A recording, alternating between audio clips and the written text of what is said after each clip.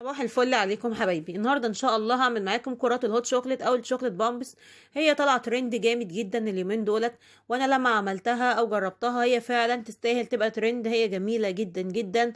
وانا بقى عملتها فننت فيها كده وعملتها بافكار كتير. هقول لكم على اكتر من 10 افكار هنعملها مع بعض في الفيديو دوت. دي بقى لما بتاخديها هدية كده لحد او لما بتقدميها لضيوف جايين لك بجد بيتبهروا بيها وبفكرتها. هي عبارة عن مشروب شوكولاتة سخن، بس هنحط فيه كده شوية تكات وافكار جميلة جدا. هقول لكم عليها، وهقول لكم كمان على البدايل للقوالب اللي هنعمل فيها الكرات ديت. لو مش متوفرة القوالب دي ايه اللي ممكن نستعمله؟ يلا بقى نبدأ مع بعض. ويلا لو مش مشترك في القناة يلا اشترك وفعل الجرس ودوس لايك. ويلا شير بقى كتير كده للفيديو. يلا دوسوا لايك واشتراك ويلا نبدأ مع بعض نقول مقاديرنا. دي معايا شوكولاتة انا كسرتها بالشكل دوت او مبشورة عادي خالص، هي شوكولاتة باللبن. لو شوكولاتة دارك عندك تمام. هبدأ احطها على بخار مائي. انا بحطها يعني بحط في الحلة كده شوية مية صغيرين، وبحط عليها البولة بتاعت الشوكولاتة وبحط عليها معلقة زيت. ناس كتير جدا بتستصعب يعني انها تسيح شوكولاتة، هي يا جماعة سهلة جدا وبسيطة وعملتها معاكم في كذا فيديو وبرضه بتطلب مني. اهم حاجة ان البولة ما تبقاش ملامسة للمية تماما، عشان لو لمست المية هتخرز معاكي شوكولاتة فعلا وهتتضايقي منها. اهي. لمجرد انا على فكرة النار بتبقى هادية قوي. لمجرد كده ما الشوكولاتة بتبدأ تسيح معاكي، لو خايفة لا تخرز ابدأي شيليها وقلبيها كده بعيد. هي السخونية هتسيحها معاكي بسهولة. انا شلتها كده من على النار وهقلبها كده بالشكل دوت. هي السخونية هتسيحها معانا، بس انتي قلبي فيها كتير. تمام. شايفينها اهي لا خرزت ولا اي حاجة خالص. ساحت معانا بطريقة كويسة وزي الفل. انا القوالب بقى يا جماعة انا دخت على القوالب السيليكون الاصلية بتاعتها ما لقيتهاش تماما. مش متوفرة. طيب انا عندي قوالب تلج موجودة في البيت، قوالب اللي بنحط فيها البيض اللي في باب التلاجة. تمام خالص. اغسليها كويس واستعمليها. اهم حاجة هتلاقي قوالب عندك في البيت فيها تجويف، يعني تجويف نص كورة بالشكل دوت هنستعمله. اي حاجة متوفرة عندك في البيت، ولو مش عندك دي برضو اي حاجة هقولك على بدايل تانية تابعيني. اهي انا حطيت فيها الشوكولاتة في التجويف الكروي دوت اللي هو نص كورة دوت. هي متوفر منها قوالب تلج، ولو خايفه لا الشوكولاته تلزق معاكي في القوالب او خايفه متعرفيش تطلعيها من القالب، ادهنيها دهنه زيت بسيطه جدا بصباعك كده. وبعد كده امسحيها بورقه منديل. يعني دهنه الزيت تبقى يا دوب يعني تبقى مش باينه تماما، يعني امسحيها مسحه منديل منديل بعد ما تدهنيها. حطي بقى شوكولاته بكميه كويسه. شوكولاته السايحه حطيها بكميه كويسه. واهم حاجه يا جماعه الاطراف لازم تبقى سميكه معاكي عشان ما تتكسرش منك. تمام كده.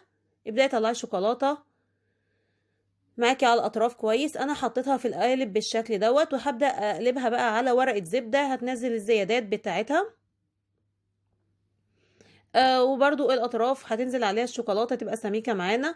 تمام. انا دخلتها التلاجة ومعايا بقى البديل يا جماعه الغلاف بتاع اللي هي قوالب اللي هي لعبه الاطفال ديت او شوكولاته الاطفال، هي كيندر جوي تقريبا. هي متوفرة دي واولادنا كلهم بيجيبوها. تمام كده. متوفر منها انواع كتير. هاتي بقى الغلاف بتاعها وحطي فيه الشوكولاتة بالشكل دوت زي ما انتم شايفين حطيتها فيها، بس هي جمدت معايا بسرعة عشان الجو برد. ومعايا بقى شوكولاتة بيضة هبدأ اسيحها على بخار مية، برضو بنفس الطريقة اللي سيحنا بيها الشوكولاتة الغامقة. برضو بحط عليها معلقة زيت وبسيبها تسيح. اهم حاجة زي ما قلت تبقى البولة بعيدة عن المية. تمام. هي بعد ما ساحت معايا انا حابه اخد شويه كده والونهم. حطيت عليها نقطه لون احمر. اللون يا الوان الشوكولاته يا جماعه بتتلون بالوان زيت مش باي الوان. لو متوفره عندك لونيها، مش متوفره اعمليها شوكولاته بيضه عادي خالص. انا هبدا افتحها كده لغايه ما اوصل لدرجه اللون اللي انا عايزاها، واحطها في القوالب برضو اللي زي ديت كده وهدخلها التلاجة. الوقت بقى معايا القوالب الغامقه طلعت معايا من التلاجة، بتبداي تضغطي عليها ضغطه بسيطه بتبدا تطلع معاكي. اتعاملي معاها بالراحة خالص عشان ما تتكسرش. ولو اتكسرت منك على فكرة ما تقلقيش خالص، رجعيها تاني سيحيها على بخار مية هتسيح معاكي. وعيدي يعني عيدي تكوينها من اول وجديد في القالب. ما تتخضيش خالص لما القالب الشوكولاتة تتكسر منك، ممكن تسهلي تشكيلها تاني. اهي شايفين بتضغطي عليها ضغطة صغيرة بتبدأ تطلع معاكي.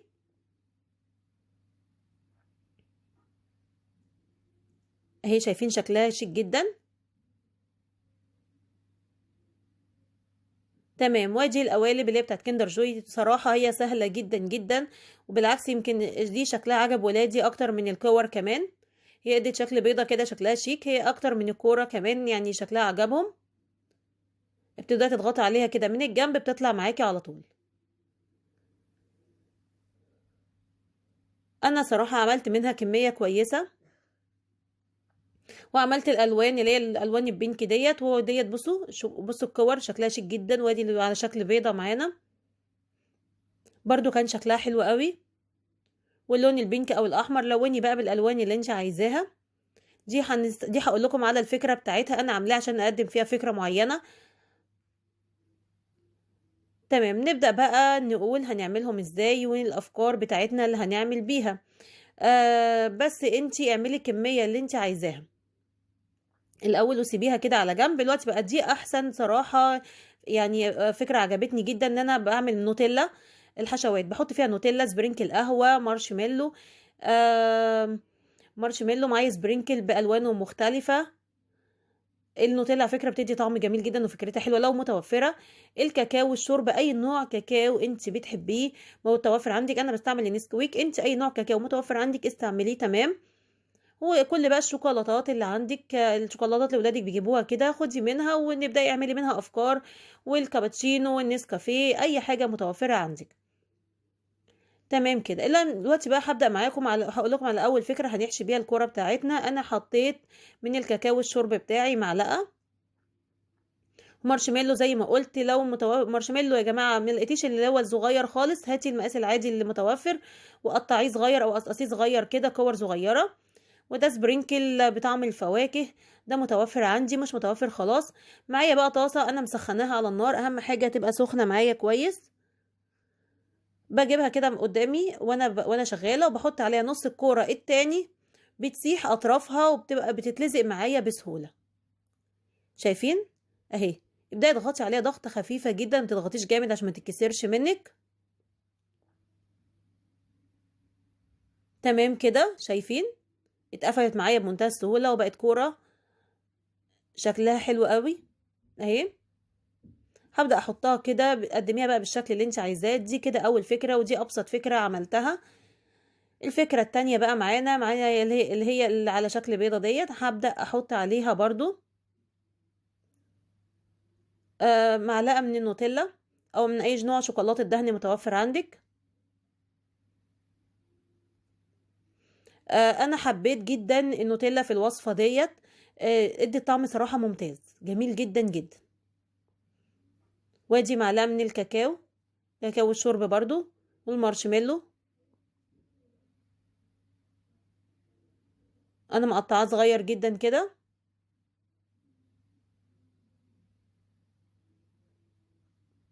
تمام. والسبرينكل بقى انت يعني فناني، لو واقف معاكي الولاد بجد هيحبوا جدا التفانين فيها اهي. دلوقتي بقى معايا برضو البونبوني الملون دوت. ده بونبوني اللي هو بيبقى جواه شوكولاته، بيبقى طعمه جميل جدا. ومعايا الطاسه بتاعتي سخنه، هبدا اسيح عليها طرف النص التاني بتاع البيضه ديت، وهبدا اقفل عليها. اتعاملي معاها بالراحه خالص. انا عملتهم اهوت بالراحه قدامك عشان تشوفيها وما تقلقيش، وهي فكرتها بسيطه وسهله.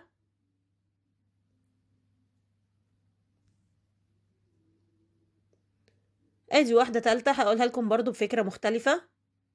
حطيت برضو معلقة من الكاكاو، ومعايا برضو معلقة من النوتيلا.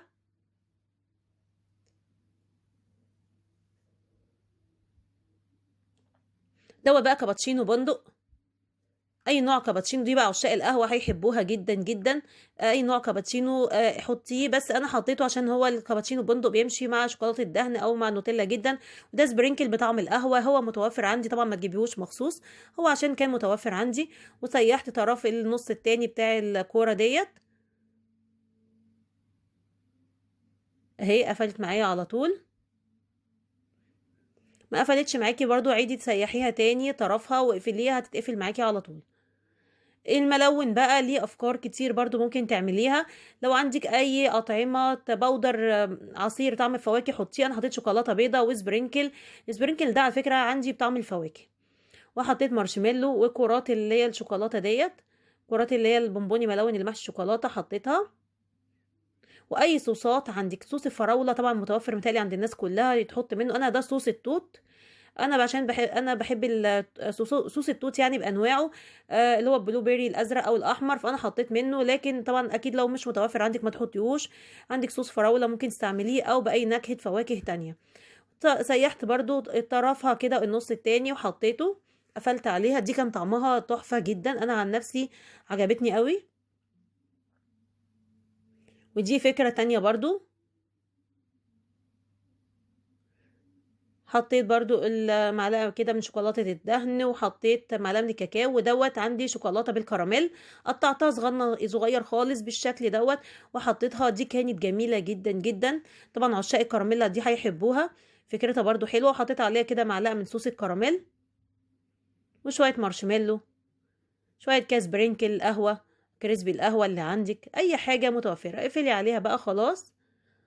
انا بقى عدت معاكم الطاسه، ان الطاسه لازم تبقى سخنه عشان انبه على الموضوع دوت، عشان الناس مستغربه بنقفلها ازاي. برضو دي برضو كرة البينك برضو عملتها برضو بصوص التوت وقفلتها.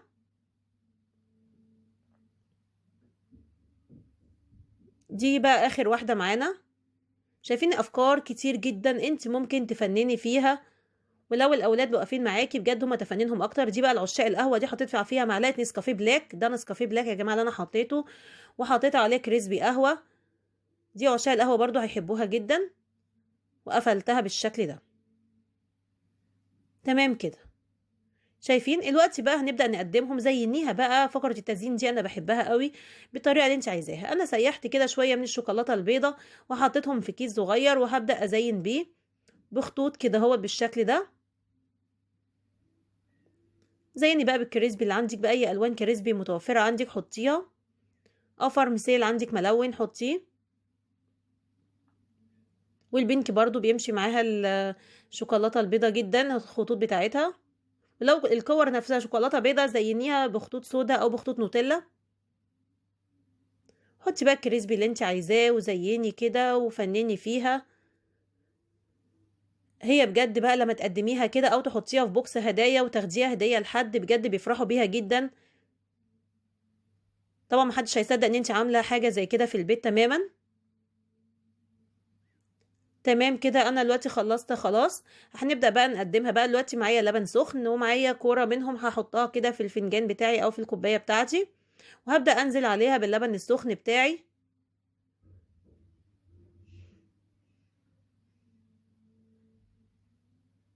هتبدأ تتفتح معانا الكورة، بجد شكلها بيبهر اي حد قاعد معاكي، اي ضيوف عندك، اي حد قدمتها له بجد بيتبهر بيها، وطعمها بجد جميل جدا جدا.